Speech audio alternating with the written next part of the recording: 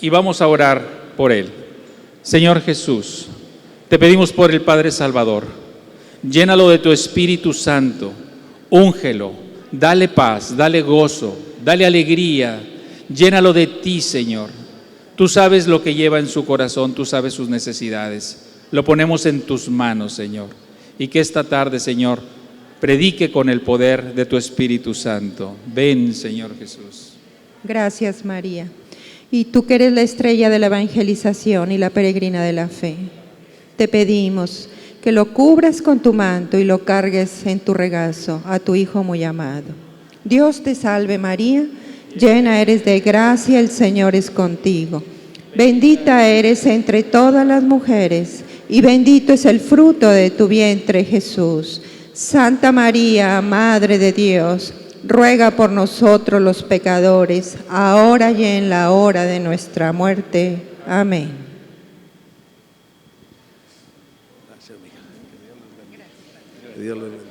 Alabado sea Jesucristo, por siempre sea alabado. Alabado sea Jesucristo.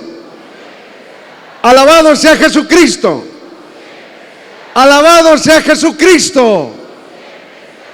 Jesucristo es el Señor, para gloria de Dios Padre. Jesucristo es el Señor. Jesucristo es el Señor. Jesucristo es el Señor. Fijando.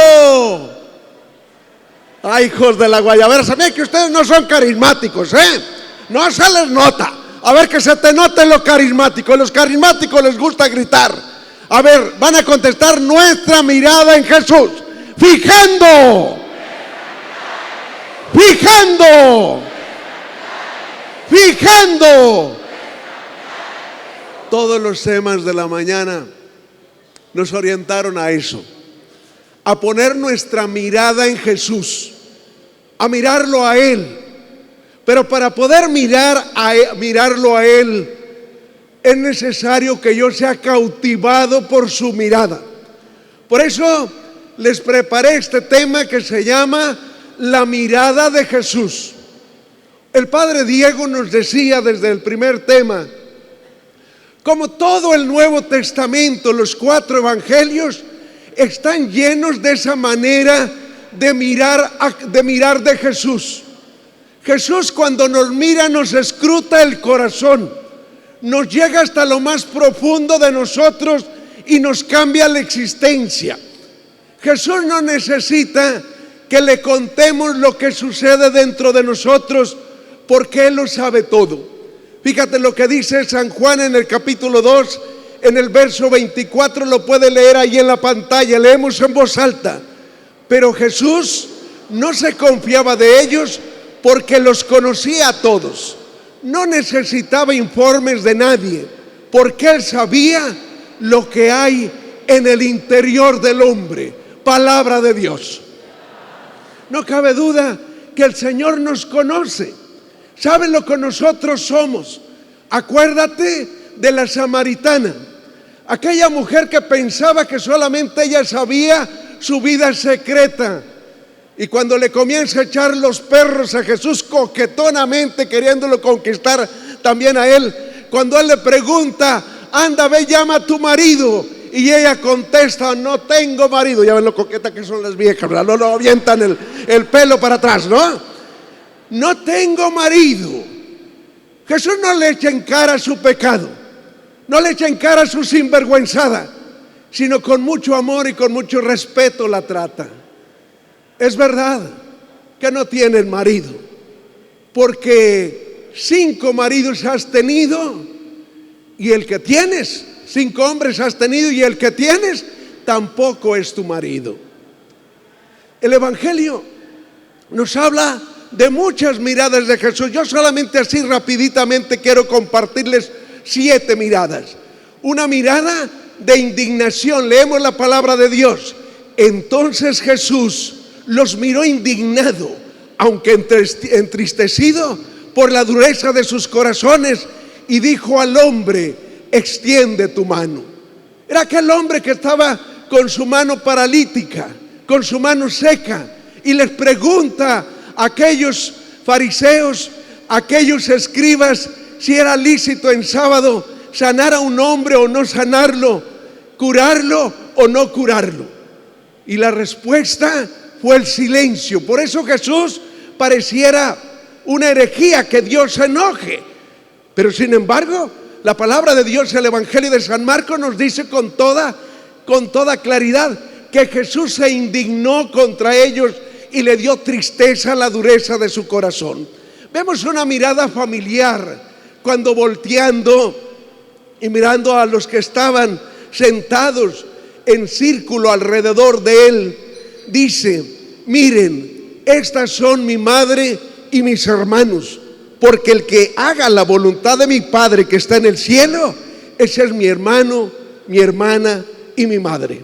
Así es que buena noticia, mi hermano, usted es familia de Jesús, porque todo aquel que se ha decidido a vivir conforme al proyecto de Dios, a hacer la voluntad del Padre, pertenece a la familia de Jesús.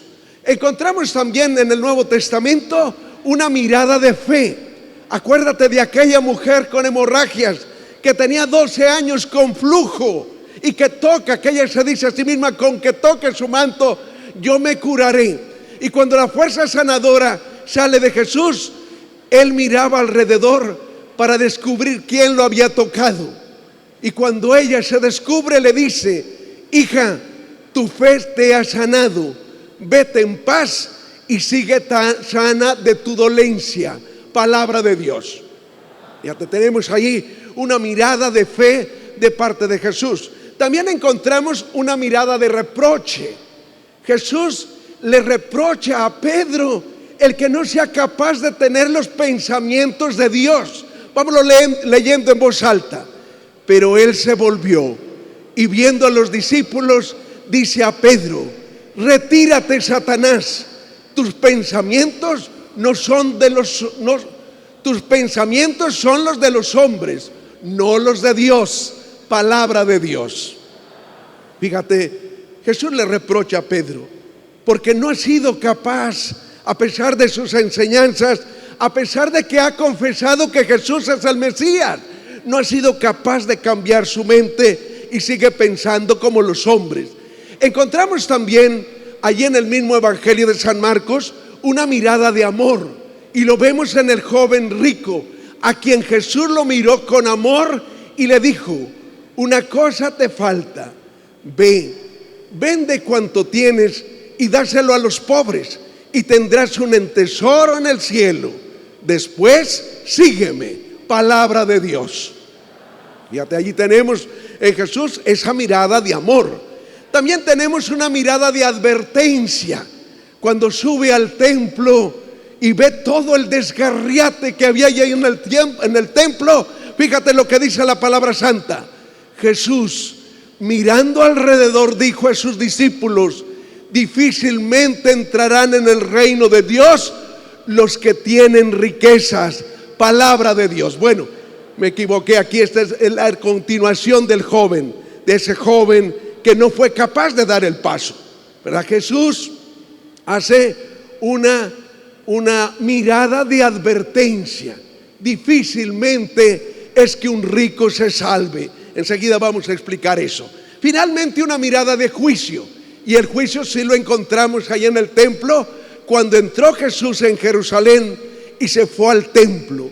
Miró todo a su alrededor y, siendo ya tarde, salió con los 12 para volver a Betania. Palabra de Dios. Enseguida vemos cómo después regresa al siguiente día y hace la expulsión de los mercaderes del templo. Y así como estas 7 miradas que les he seleccionado, podemos encontrar otras muchas. Tan solo ponte a pensar la mirada de Jesús sobre los pecadores. ¿Cómo sentiría la adúltera cuando Jesús la vio? ¿Cómo sentiría Zaqueo cuando sintió esa mirada de Jesús y le dijo: bájate pronto que hoy me voy a hospedar en tu casa? Zaqueo se descolgó del árbol. Y así podemos citar todos los pecadores que se sintieron mirados por Jesús. El padre Diego nos hablaba de los enfermos, de los necesitados, de los afligidos. Yo solamente me quiero detener en 4 miradas solamente. Y la primera mirada es cómo Jesús mira al pecador. Y al pecador lo mira con amor. Así nos dice San Marcos en el capítulo 2, en el verso 14. Leemos en voz alta. Al pasar, vio a Leví de Alfeo, sentado junto a la mesa de recaudación de los impuestos, y le dice: sígueme. Él se levantó y lo siguió. Palabra de Dios. ¿Qué fuerza tuvo que tener aquella mirada de Jesús para movilizar a Mateo como lo hizo? ¿Qué fuerza han de haber tenido esos ojos para levantarlo, para romper su atadura, para romper la cadena que lo mantenía amarrado al dinero? Leví, nos dice San Marcos. Mateo nos dice el mismo evangelista. Leví, ¿qué significa? El que une a los suyos. Fíjate qué hermoso significado tiene el nombre Leví, el que une a los suyos. Esa debería ser la misión de Leví. Sin embargo, él dividía, causaba coraje, causaba odio, causaba resentimiento. ¿Por qué? Porque le sacaba dinero al pueblo de Israel para dárselo a los opresores, al imperio romano. Era cobrador de impuestos. Y sin embargo, Jesús con esa mirada lo libera, con esa mirada lo cambia. Aquel que se dedicaba a sacar dinero para los romanos, al ser mirado por Jesús, se transforma en Mateo. ¿Y Mateo qué significa? Significa don de Dios, regalo de Dios. Fíjate lo que hace la mirada de Jesús. La mirada de Jesús tiene el poder de cambiar a aquel hombre apegado a las cosas materiales, impuesto a sacar dinero, a convertirse en mismo en don, en regalo. Mateo era un publicano. El Papa Francisco hace una reflexión bonita sobre este pasaje. Y él nos dice: los publicanos eran mal vistos, incluso considerados pecadores, y por eso vivían apartados y despreciados por los demás. Con ellos no se podía comer, ni hablar, ni orar. Eran traicioneros para el pueblo. Le sacaban a su gente para dárselo a los opresores. Los publicanos pertenecían a esa categoría social que se dedica a explotar a los demás.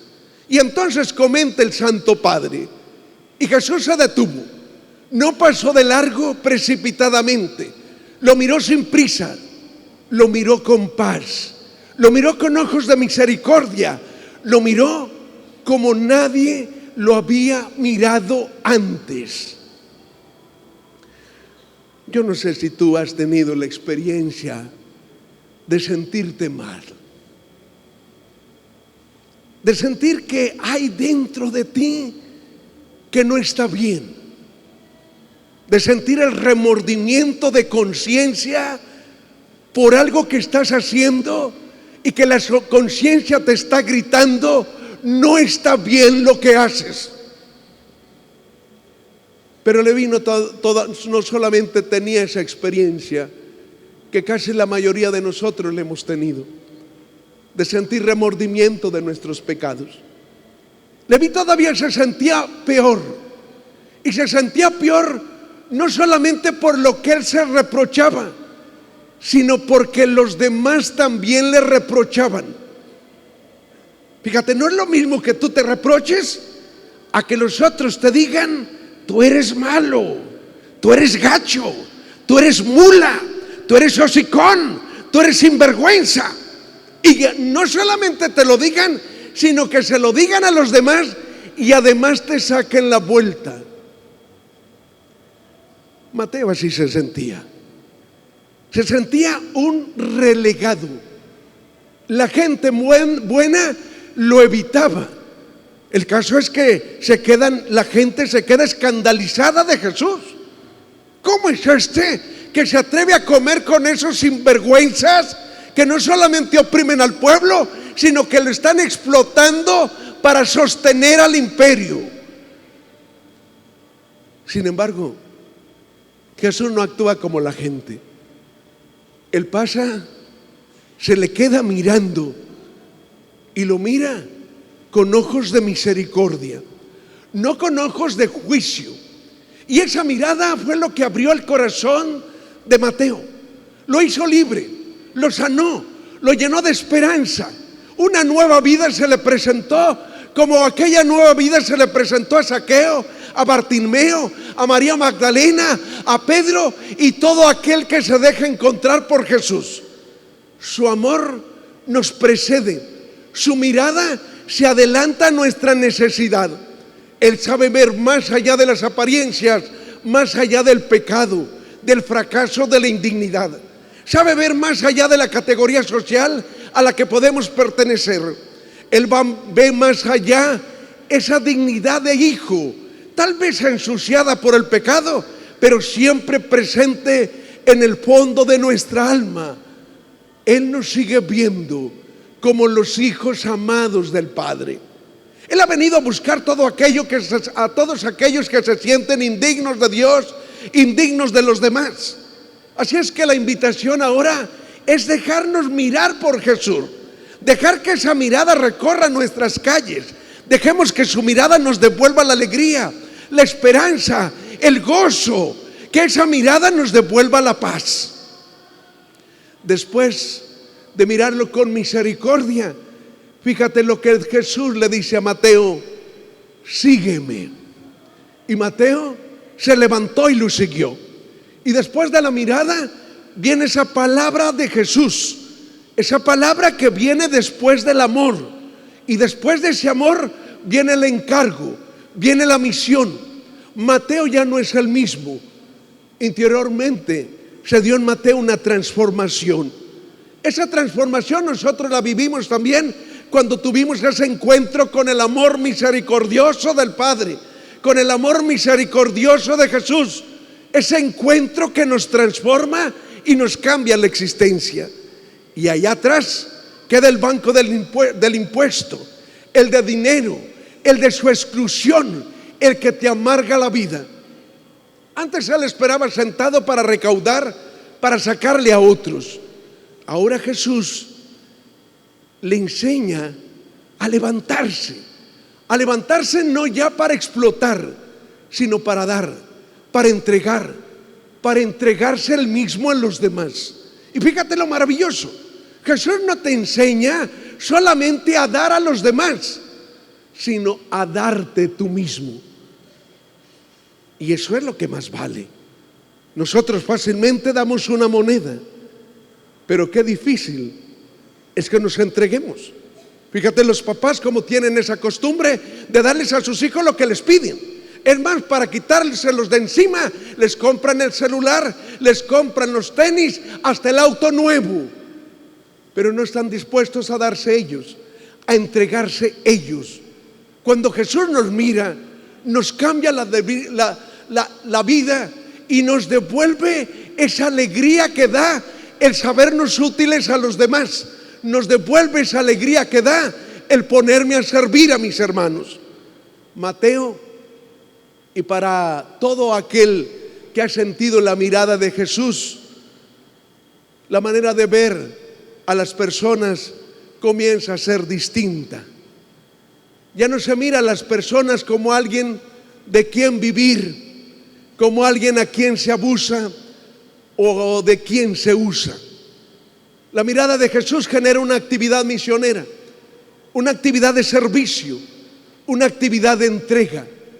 Y ustedes lo han notado en todas esas personas con las que se han encontrado. ¿Por qué esas personas andan sirviendo? ¿Por qué esas personas tienen desgastándose aquí desde meses, semanas, y todavía el día de ayer estaban desvelados, dándose ellos? Porque Jesús los miró. Y cuando Jesús los miró, les cambió la vida. Jesús nos desafía con su mirada. Y cuando Él te mira, te hace esa pregunta: ¿crees posible que un recaudador se transforme en servidor? ¿Crees posible que un narcotraficante se convierta? ¿Crees posible que un político corrupto se transforme en un servidor de su pueblo? ¿Crees posible que tú puedas cambiar? ¿Crees posible que un traidor se vuelva en amigo? ¿Crees que ese carpintero que se llamaba Jesús es el Hijo de Dios? Esa es la mirada desafiante de Jesús. Y Jesús, como a Mateo, te está mirando y quiere convertirte en eso. De Leví lo cambió en Mateo, en don de Dios para los demás. Vaya qué bonito que las mujeres se llamaran Mateas. Mateas, no bateas, Matea. ¿Y Matea qué significa? Don de Dios para tu esposo y para tus hijos. El marido igualmente, Mateo, don de Dios para la esposa y para los hijos. Y todos juntos, don de Dios para la comunidad. Hay una segunda mirada en la que también me quiero detener, y es la mirada del joven rico. Este joven que se sentía bueno, era un buena gente. Es más, él sentía que no tenía pecado y su preocupación era alcanzar la vida eterna. Y fíjate qué desconcierto le provoca a Jesús. Él se acerca a Jesús y le hace esa pregunta: Maestro bueno, ¿qué tengo que hacer para alcanzar la vida eterna? Y Jesús le contesta: conoce los mandamientos: no matarás, no cometerás adulterio, no robarás, no darás falso testimonio, no perjudicarás a nadie, honra a tu padre y a tu madre. El hombre le respondió: Maestro, todo eso lo he cumplido desde mi juventud. Fíjate con qué gusto, con qué alegría, con qué entusiasmo le responde. En realidad, él se sabía cumplidor de la ley, se sentía bueno. Pero Jesús le dice que no basta con eso, que le trae algo nuevo.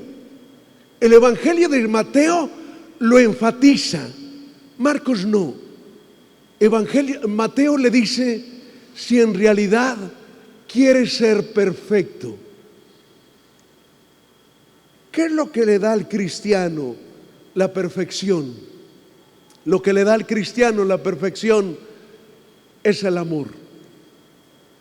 Cuando tú vives los mandamientos con amor, tu vida se transforma. Jesús, ¿qué quiere? Quiere que yo no espere alcanzar la felicidad hasta que me muera. Quiere que yo desde ahora comience a vivir el paraíso, que yo desde ahora comience a ser feliz. De hecho, San Juan así lo presenta. La vida eterna yo la puedo adquirir desde ahora si yo le creo a Jesús y comienzo a vivir como Él me enseñó, para que todo el que crea en Él tenga vida eterna y yo lo resucite en el último día. Anda, es lo que Jesús le propone a este joven. No te consueles con ser bueno. ¿Cuántos de nosotros nos consolamos con eso? Con ser buenos. Yo no le hago mal a nadie, pero también no les haces ningún bien. Eres retacaño, pichicato. No, Jesús no quiere que solamente seas bueno. No quiere que no solamente no le hagas mal a nadie, sino que comienzas a hacer el bien, comiences a amar. Y fíjate lo que le dice ahí, lo podemos leer en la pantalla en el verso 21. Jesús lo miró con amor. ¿Cómo lo miró? ¿Cómo lo miró? Con amor. Y le dijo: solo te falta una cosa. Ve, vende lo que tienes y dalo a los pobres. Así tendrás un tesoro en el cielo. Después ven y sígueme.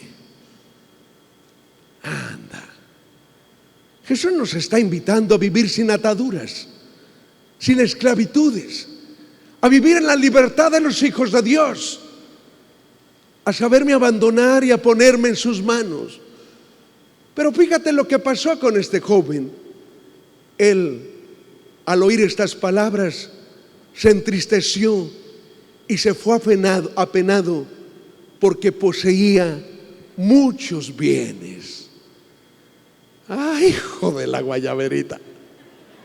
Gracias a Dios ustedes no tienen ese problema, porque estamos rejodidos todos. ¿O no es cierto? Bueno, quiere decir que nos va a costar más fácil seguir al Señor, más fácil abrazar el camino de la perfección. Mire cómo este joven se consoló solamente con ser bueno. ¿Cómo vemos a ese joven? Lo vemos instalado, acomodado, como muchos de nosotros. Fíjate, nosotros nos instalamos, nos acomodamos en una manera de vivir, de hacer. Voy a misa, me confieso, voy al grupito, leo la palabra de Dios y pues ya me acomodo como las gallinas cuando van a incubar los huevos, ¿verdad? Hasta le muevo, ¿verdad? ¿No es cierto? O sea, soy acomodado, instalado, soy esclavo de la avaricia. Y no solamente de la avaricia, sino de tantas cosas más. A este joven, como lo vemos, que le falta valentía. Jesús lo ve marchar con tristeza. Y la exclamación de Jesús es terrible. Qué difícil es que un rico entre en el reino de Dios. Qué difícil que una persona con apegos pueda seguir al Señor. Y ahora hay otros apegos. Hoy hay apego del celular, del internet, de la televisión. Tantos apegos que tenemos y que nos impiden seguir al Señor. La pregunta que debemos hacernos ante el ejemplo de este joven será: ¿cómo me estará viendo a mí Jesús? ¿Instalado, acomodado, o valiente, deseoso de contestarle? ¿Esclavo de mis ataduras, esclavo de mis ambiciones, cobarde o deseoso de responderle? Mire, me encontraba por ahí una historia del cardenal Newman. Dicen que el cardenal Newman, después de que se convirtió del anglicanismo al catolicismo, era un sacerdote joven. Y un día le tocó entrevistar a un hombre muy rico, un hombre muy apegado a las cosas materiales, un hombre que se mofaba de la gente que creía en Dios, un hombre que se sentía seguro y satisfecho de sí mismo. Y después de mucho platicar y de oírlo, el sacerdote Newman agarró una hoja y le escribió la palabra Dios. Y le dijo el sacerdote: ¿qué ves ahí? Y el señor aquel leyó, dijo: Dios. Dice Dios. Luego agarró una moneda y la puso sobre la palabra. ¿Y ahora qué ves? Bueno, pues veo la moneda que usted ha puesto. Y entonces le dice el padre Newman: eso es precisamente lo que pasa cuando tú te dejas esclavizar por el dinero. Ya no eres capaz de ver a Dios. Ya no eres capaz de ver a Dios en los humildes, en los sencillos. Dicen que en una ocasión le preguntaron a aquel gran científico que todo mundo conocía. Ahorita se me fue el nombre, después se lo digo, ahorita se vienen los nombres. Pero este gran científico pues era reconocido por todos. Y entonces, así como conocían su sabiduría y su ciencia, así también pues sabían de su fe, que era un hombre muy creyente. Y entonces le preguntaron a él: hey, dame una prueba de la existencia de Dios. Y entonces alzó sus manos al cielo y dijo: mírala, allí está. Pero cuando el dinero se ha apoderado de nosotros, no somos capaces de ver todas las pruebas que Dios nos da de su existencia. En días pasados leíamos esa parábola que puso Jesús del hombre rico y de Lázaro. ¿Cuál fue el problema del rico? Que sus riquezas lo habían hecho ciego. A su puerta había un mendigo que se moría de hambre, que desearía alimentarse con las migajas que caían de su mesa, pero a él el dinero lo había cegado. No fue capaz de mirarlo porque estaba ciego. Y eso fue lo que le pasó al rico. Jesús lo estaba mirando y lo estaba mirando con amor, pero él no fue capaz de experimentar esa mirada. La tercera mirada es la de Judas. Usted lo conoce a este hombre que desde un principio en el Evangelio deforma la concepción del reino de Dios que Jesús está predicando. Ve en la posibilidad de acomodarse, de situarse humanamente. Su corazón está emponzoñado con la avaricia y se hace pasar como amante de los pobres. Acuérdate cuando María, la hermana de Lázaro, gasta aquel perfume tan costoso en ungir a Jesús. ¿Cuál es la exclamación de Judas? ¿Por qué no se vendió este perfume en 300 denarios y le fue dado a los pobres?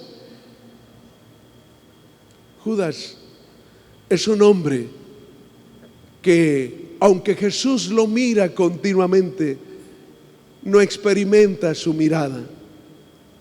Vende a Jesús por 30 monedas. Jesús continuamente lo estaba viendo. Lo que vas a hacer, hazlo pronto, nos dice Juan en el capítulo 13 de su Evangelio. Así le dice Jesús: decídete, decídete, lo que vas a hacer, hazlo pronto. Y cuando toma la decisión de entregar a Jesús, y lo encontramos allí en esa escena del Getsemaní, fíjate con cuánto amor lo mira Jesús. ¿A qué vienes, amigo? Con un beso me traicionas. Anda. ¿Qué pasa en el corazón de los hombres? Que no somos capaces de mirar el amor con que nos está mirando Jesús. Judas tuvo el mejor maestro, el mejor líder, el hombre más sabio y más santo. ¿Qué digo maestro? La enseñanza misma, porque Jesús es la palabra, es la buena noticia, y Judas lo tenía allí, esa palabra encarnada. ¿Qué digo que era sabio? No, era la sabiduría misma. ¿Qué digo que era santo? Era el 3 veces santo. Y Judas, que tuvo ese maestro, que tuvo ese líder, que tuvo ese sabio, que tuvo ese santo, no pudo cambiar. Y no pudo cambiar porque su mente y su corazón estaban apegados, amarrados a las cosas de este mundo. Muy distinto. Antes veamos el epitafio de Judas. Fíjate qué terrible. Es un epitafio que Jesús mismo lo señaló en Marcos 14:21. Pobre de aquel que entrega al Hijo del Hombre, más le valdría no haber nacido. Palabra de Dios. Ay, hijo de la guayaberita. Yo a mí se me enchina el cuerito cuando leo eso, Fíjate lo que dice la palabra santa. Pobre de aquel que entrega al Hijo del Hombre, más le valdría no haber nacido. ¿Por qué? Porque tú naciste para la vida eterna, para la salvación, para la felicidad. Y si yo rechazo a Jesús, voy a la condenación, a la perdición eterna. Por eso Jesús dice: más le valdría no haber nacido. Y otra vez la pregunta, ante esta imagen de Judas, ¿cómo me estará viendo Jesús en este momento? Y les decía, muy distinta la actitud de Pedro, que es la cuarta mirada que yo quisiera que reflexionáramos. Mira, el Papa Francisco dice que en Pedro nosotros encontramos tres miradas de Jesús. Una mirada de elección. Jesús, cuando pasó por el mar de Galilea, se le quedó viendo a aquel par de hermanos, Pedro y Andrés, y les dijo: ven y sígueme, que yo los voy a hacer pescadores de hombres. Esa fue una mirada de elección. El Papa también habla de una mirada de conversión, que es en lo que me quiero detener. Y finalmente, una mirada de misión. Cuando Jesús mira con amor a Pedro, esperando de recibir a cambio el mismo amor, y le encomienda la misión de pastorear a sus ovejas, de pastorear a sus corderos. ¿Cómo es Pedro? Pedro es sincero, generoso. Acuérdate de lo que él dice: estoy dispuesto a ir a la cárcel por ti, estoy dispuesto a dar la vida por ti. Pedro es generoso, además es autosuficiente y vanidoso. Aunque todos se escandalicen de ti, yo nunca lo voy a hacer.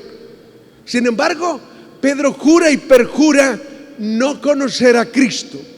A la hora de la verdad, Pedro es así, es cobarde. Acuérdate cuando vio a Jesús caminando sobre el mar. ¿Qué era lo que pasaba? Pedro se emocionó y le dice: Señor, mándame también ir a ti. Y comienza a caminar sobre las olas. Pero lo que Pedro tiene miedo es a la adversidad, a la tempestad, al viento. Y cuando Pedro se enfrenta con eso, se cae, se derrumba, se hunde. Así es Pedro. Sin embargo, Pedro tiene otra cualidad. Pedro es humilde y él sabe de su debilidad. San Lucas nos recuerda ese momento tan doloroso para Pedro, cuando después de estarlo negando, tan lleno de miedo, porque los soldados lo acusaban, los siervos que estaban en el patio lo acusaban, hasta una mujer le dijo: yo te conozco, tú andabas con ese que están juzgando. Y Pedro se llena de miedo y niega a Jesús. Y dice San Lucas que cuando lo estaba negando, Jesús iba saliendo de ser juzgado, de ser golpeado. Jesús estaba dentro dando testimonio de sus discípulos, y aquel discípulo que había escogido para ser la roca firme se estaba resquebrajando, lo estaba negando. Y fíjate lo que te dice con esa crudeza el Evangelio de Lucas. El Señor, dándose vuelta, miró a Pedro. Este recordó las palabras que el Señor le había dicho: hoy, antes que cante el gallo, me habrás negado 3 veces. Y saliendo afuera, lloró amargamente. Qué hermoso sería que nosotros tuviéramos esa capacidad de Pedro, de sentirnos avergonzados, de sentir nuestro pecado y llorarlo amargamente. El entusiasmo de seguir a Jesús se ha convertido en llanto, porque Él ha pecado, Él ha renegado de Jesús. El Papa Francisco explica que esta mirada cambió el corazón de Pedro más que antes. Antes, en el primer cambio, solamente se le cambió el nombre. Tú eres Simón, hijo de Juan, tú ahora te llamarás Pedro. Kefas. Le cambió el nombre, le dio la vocación, le hizo el llamado. Sin embargo, esta segunda mirada es una mirada que cambia el corazón de Pedro, y ese cambio es un cambio de conversión al amor. Yo quisiera que se fijaran con mucha atención en este texto del Evangelio de San Juan, en el capítulo 21, en los versos del 15 al 17. Fíjate, léanlo con mucha atención. Cuando terminaron de comer, dice Jesús a Simón Pedro: Simón, hijo de Juan, ¿me amas más que estos? ¿Cuál fue la pregunta? ¿Me amas más que estos? Fíjate el verbo, ¿me amas? Y él responde, ¿qué responde Pedro? Sí, Señor, tú sabes que te quiero. Anda. Jesús, ¿qué pregunta? ¿Me amas? Y Pedro responde: te quiero. Jesús le dice: apacienta mis corderos. Le pregunta por segunda vez: Simón, hijo de Juan, ¿me amas? ¿Qué le pregunta? ¿Qué le pregunta? ¿Me amas? ¿Y qué responde Pedro? Él respondió: sí, Señor, tú sabes que te quiero. Jesús pide amor y Pedro le da querer. Nosotros tenemos un cantante mexicano que compuso una canción que hace la diferencia muy clara entre amar y querer. Amar es sufrir, querer es gozar, dice José José, ¿no es cierto? Y eso en realidad. Pedro ha tenido la experiencia, y ha tenido la experiencia de su debilidad. Él es puro hocico, es como los sapos, un hocicón de oreja a oreja. Así es Pedro, como nosotros. No te rías, tú estás igual. Eres de la comunidad de sapos, que con la boca confesamos fácilmente a Jesús y decimos: a Jesús es mi Señor, pero con las acciones, con la vida, no somos capaces de amar como Él nos amó. Y nos quebramos, nos doblamos. Y Pedro, que ya paró por esa, ya pasó por ahí, ya negó a Jesús, ahora con mucha humildad le responde a Jesús: sí, Señor, tú sabes que te quiero. Pero fíjate la tercera pregunta. Jesús igualmente le dice: apacienta mis ovejas. Pero ahora fíjate cómo le pregunta a Jesús por tercera vez. ¿Qué le pregunta? Simón, hijo de Juan, ¿me quieres? Anda. Jesús ya no le dice: me amas, sino le dice como Pedro: ¿me quieres? Y fíjate lo que te dice San Juan. Él te conserva la reacción de Pedro. Pedro se entristeció de que le preguntara por tercera vez si lo quería, y dijo: Señor, tú lo sabes todo, tú sabes que te quiero. Y Jesús le dice: apacienta a mis ovejas. ¿Por qué Pedro se puso triste? Porque Jesús se rebaja en la exigencia de Pedro. Jesús se da cuenta que Pedro en ese momento no es capaz de amarlo como Él quiere que lo ame a lo divino. De hecho, fíjate cómo existen en griego dos verbos: el verbo agapao y el verbo fileo. Llama mucho la atención cómo ese verbo agapao solamente se utiliza para expresar el amor de Jesús. El mandamiento del amor está expresado con el verbo agapao. Un mandamiento nuevo les doy, que se amen los unos a los otros como yo les he amado. Allí encontramos dos veces el verbo agapao. En cambio, el verbo fileo se utiliza para expresar las relaciones de amistad entre los hombres. Pudiéramos decir, la manera de amar nosotros los hombres. De hecho, en el capítulo 11 del Evangelio de San Juan, cuando las hermanas le mandan a decir: aquel que tú amas está enfermo, allí las hermanas utilizan el verbo fileo. El amado tuyo está enfermo. Y cuando Jesús se refiere a Lázaro, su manera de amarlo utiliza el verbo agapao.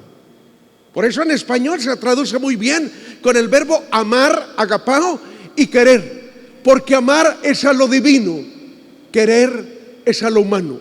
Y cuando nosotros queremos humanamente, somos convenencieros, somos interesados y siempre queremos esperar algo a cambio.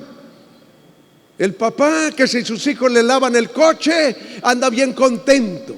Que si la esposa le tiene la comida que a él le gusta, se siente feliz. Pero que no hagan lo que no les gusta, porque se ponen como tigres. Anda. Jesús le pregunta a Pedro, ¿me amas? Y él quiere que Pedro lo ame de esa manera. Sin embargo, se da cuenta que Pedro no puede hacerlo, pero más tarde lo hará, cuando tenga el Espíritu Santo. Cuando el Espíritu Santo venga sobre Pedro, Pedro será capaz de dar testimonio de amor. Y nadie ama más a su amigo que aquel que da la vida por él. Nosotros conocemos esa historia del Quo Vadis Domine. Por los que no las conocen, se las cuento rapidito. Dicen que cuando arreció la persecución de Nerón en Roma, los cristianos fueron con Pedro y le dijeron: Pedro, vete de Roma, porque te van a matar y tú eres nuestra cabeza. No queremos que nuestra cabeza muere. Si nos matan algunos de nosotros no importa, pero que no perezca la cabeza. Tanto le insistieron a Pedro que Pedro se va. Y dice la historia que cuando Pedro iba saliendo de Roma, se encontró a Jesús, que venía cargando con la cruz en dirección de Roma. Y Pedro le preguntó en latín, que era la lengua de los romanos: Quo vadis Domine? ¿A dónde vas, Señor? Y Jesús le dijo: Pedro, voy a Roma, porque voy a volver a ser crucificado, porque tú no quisiste morir por mí. Dicen que en ese momento Pedro regresó otra vez a Roma, y nosotros conocemos la historia. Pedro murió por Jesús, porque ahora sí fue capaz de amar como Jesús quería que amara. Amados hermanos, cuando tú te dejas mirar por Jesús, tu corazón se cambia, y Jesús te da la capacidad, te da el poder de amar como Él ama. Y entonces tu vida se transforma, y entonces te llenas de fuerza, de vigor, de alegría. Aunque no nos atrevamos a levantar los ojos, mi amigo, Cristo te está mirando, y como dijo el Papa, Él te primerió. Jesús te ha visto primero, y hace tiempo que te está mirando con amor. La pregunta es: ¿cómo te verá en este momento? ¿Con el corazón abierto como a Mateo y dispuesto a dejarse enamorar por Cristo? ¿O instalado en tu cobardía como el joven rico?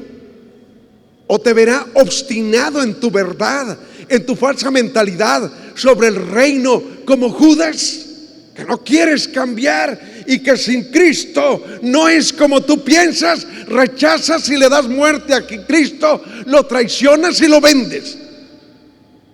¿O te verá frágil, pero abierto a lo que Él te pida, como Pedro? La pregunta que yo te hago: ¿cómo te está mirando Cristo? Su mirada transforma nuestras miradas. Su corazón transforma nuestro corazón. Dios es Padre que busca la salvación de todos sus hijos, y siempre nos está mirando con amor. El Papa Francisco, fíjate lo que te dice: dejémonos mirar por el Señor en la oración, la Eucaristía, en la confesión, en nuestros hermanos, especialmente en aquellos que se sienten dejados, más solos, y aprendamos a mirar como Él nos mira a nosotros. Compartamos su ternura, su misericordia con los enfermos, los presos, los ancianos, las familias en dificultad. Una y otra vez somos llamados a aprender de Jesús, que mira siempre lo más auténtico que vive en cada persona, que es precisamente la imagen de su Padre. Jesús nos está mirando como los hijos amados del Padre. Cristo quiere seguirte mirando, quiere ser luz y vida para ti, pero Él respeta tu libertad, Él respeta tus opciones. De ti depende cambiar, pero Él te está mirando y te está invitando a mirar como Él. Te está invitando a poner su mirada fija en Él, porque solo Él es nuestra fuerza, solo Él es nuestra capacidad de amar, solo Él es nuestra capacidad de vivir en la verdad. Él te mira y quiere que tú aprendas a mirar como Él. Termino con esta historia. Yo no sé si usted conozca ese animalito que está ahí en la pantalla. Se llama buitre. Y el otro se llama chuparrosa, chupamirtos o colibrí. También le dan ese nombre. Hay una revista que se dedica a estudiar a los animales. Esa revista se llama Quot. Y dice esa revista que cuando el buitre va por el desierto, lo único que ve es carroña. Es lo único que mira en el desierto. ¿Por qué solamente ve carroña? Porque el buitre se alimenta de animales muertos, se alimenta de lo pasado, de lo descompuesto. En cambio, el colibrí, cuando pasa por el mismo desierto, solamente ve flores, solamente ve vida. ¿Por qué? Porque el colibrí se alimenta de vida. Y es tan respetuoso el colibrí que mírenlo, allí está volando ese animalito, ni siquiera toca las flores, se acerca a ellas con aquella delicadeza, con aquel pico tan largo que lo mete y extrae el néctar de vida para él. Y se va feliz sin maltratar la vida. La pregunta que yo te hago: ¿eres buitre o colibrí? ¡Ay, hijo de la guayaberaca! Anda, ¿quién eres tú? ¿Eres buitre que solamente te alimentas con carroña, con cochinadas, con suciedad? ¿O te has dejado mirar por Cristo? Y Cristo te ha transformado de buitre a un hermoso colibrí que busca la vida, que se alimenta de la vida sin dañarla. Mi hermano, Cristo te está mirando. Podrás responder a esa mirada amorosa que Él te hace. Podrás convertirte como Pedro. Podrás dejarte abrazar amorosamente como Mateo y dejarte cambiar el nombre de ser un poseedor, de ser alguien que saca, a convertirte en regalo de Dios para los demás, que es el nombre de Mateo. Yo quisiera terminar haciendo una oración por los esposos. Y quisiera invitar a pasar acá al frente a aquellos esposos que vienen en pareja. Pasen acá al frente, ande, pónganse todos de pie. Y todos vamos a orar por la familia. Vamos a orar por los matrimonios. Yo les voy a decir una cosa. Hoy el mundo te dice que los jóvenes son el futuro. Yo les digo que no es cierto. El futuro son las familias. El futuro son los esposos. Son los esposos buenos, enamorados, que puedan darnos hijos buenos para el mundo. Porque ¿de qué sirve tener tanto joven malandra, tener tanto joven sicario, hijos de padres desamorados, peleoneros, separados? De nada sirve. Por eso hoy acérquense para que Cristo los enamore, para que fijando la mirada en Jesús, su vida se transforme y otra vez vuelva el amor a sus corazones, para que Cristo los reconcilie Porque a veces se va haciendo un ovejucón.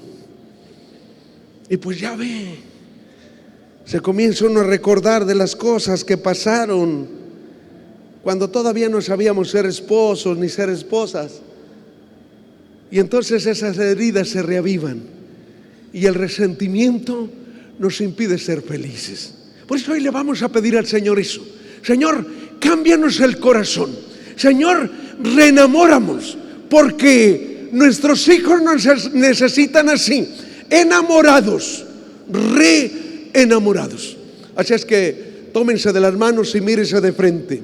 Los hombres que tenían rato que a su vieja no les daba la mano, aprovechen, chiquitito. Ándele, pues oiga, aproveche. Ándele, ya no sé que le quería agarrar la mano, ahora sí déjese agarrar. Ándele, vamos viendo.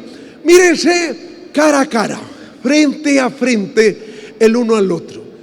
Y yo voy a decirle a los hombres: aprovecha para sacar el perdón de tu esposa, porque hoy Cristo le va a dar poder de perdonarte. Y por eso dile: esposa mía, díselo, esposa mía, amada mía, en el nombre del Señor Jesús, que nos unió hace tantos años y ante el cual prometimos amarnos todos los días de nuestra vida, yo te quiero pedir perdón por las veces en que te he hecho sufrir, por las veces en que te he hecho llorar, por las veces en que he herido tu corazón. Y yo quisiera que en ese momento el esposo se acercara al oído de su esposa y le diga de qué le quiere pedir perdón. Ándale, aprovecha, ándale, dile.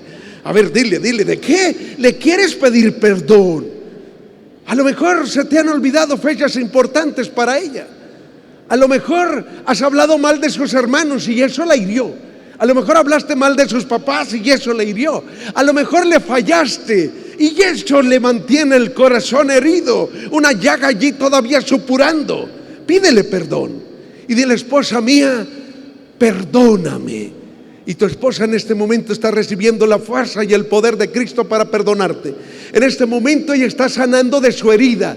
¿Por qué? Porque el Espíritu Santo es lo maravilloso, que viene a sanar nuestras heridas y a darnos la capacidad de amar como Cristo ama. Y cuando nosotros amamos como Cristo ama, solamente acertamos a decir: Padre, perdónalo, porque no sabe lo que hace. Ahora yo le voy a pedir a la esposa que le diga al esposo. Ahora la esposa, dígale: esposo mío, amado mío, también yo te quiero pedir perdón. Y quiero pedirle al Señor Jesús que sane las heridas de tu corazón que yo te he causado, cuando no he sabido ser la ayuda que te corresponde, cuando en lugar de animarte te he desalentado, cuando en lugar de motivarte me dedico a decirte cosas negativas de ti. Perdóname, esposo mío. Pídele: esposo mío, perdóname por las veces en que yo también he hablado mal de tu familia y yo sé que eso te ha herido, por las veces en que no he aceptado a tu papá o a tu mamá. Pídele perdón. Pídele perdón por las veces en que has gastado más de lo que él te da y le has exigido, chiquitita, canasta sin fondo. Ándale, pídele perdón, perdóname, porque a veces, pues en lugar de impulsarte para arriba, te jalgo de una pata y te hundo. Anda, esposo mío, perdón, pídale perdón. Mira qué risita le da, chiquitita, si le di por donde le duele. Ándele, pídale perdón a su esposo y dígale: esposo mío, perdóname. Y acérquese ahí al oído y dígale al oído lo que usted sabe, lo que le ha herido. Porque es el momento de la reconciliación. Es el momento de que Cristo sane sus corazones. Es el momento de que Cristo los vuelva a reenamorar. Y ahora, los dos juntos, fijen su mirada en Jesús. Fíjense en lo que decía la palabra santa. Fijen su mirada en Jesús, para que esa vida cambie, para que ese pasado se transforme. A lo mejor algunos de ustedes ya tenían días que no se hablaban bien. A lo mejor hasta en lechos separados ya dormían, se caen tan gordos que ya ni en la cama quieren estar juntos. Porque muchos esposos así les pasa. Fije su mirada en Jesús y dígale: Jesús,